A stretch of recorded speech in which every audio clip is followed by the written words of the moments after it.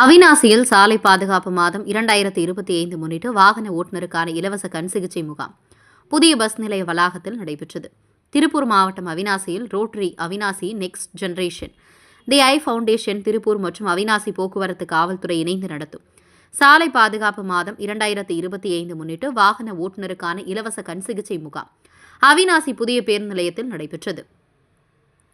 முன்னதாக வாகன ஓட்டுநர்களுக்கான இலவச கண் சிகிச்சை முகாமை அவிநாசி காவல் ஆய்வாளர் சோமசுந்தரம் மற்றும் போக்குவரத்து காவல் ஆய்வாளர் முருகன் ஆகியோர் துவக்கி வைத்து கண் பரிசோதனை செய்து கொண்டனர்.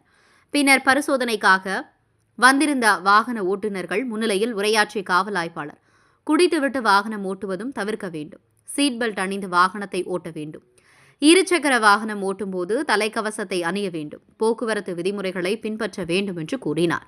முகாமில் இலவச பரிசோதனை செய்து கொள்ள அவிநாசியில் உள்ள ஆட்டோ கார் ஓட்டுநர்கள், தனியார் பனியன் மில் நிறுவன பேருந்து ஓட்டுநர்கள் மற்றும் பொதுமக்கள் உள்ளிட்டோர் ஏராளமானோர் கலந்து கொண்டனர்.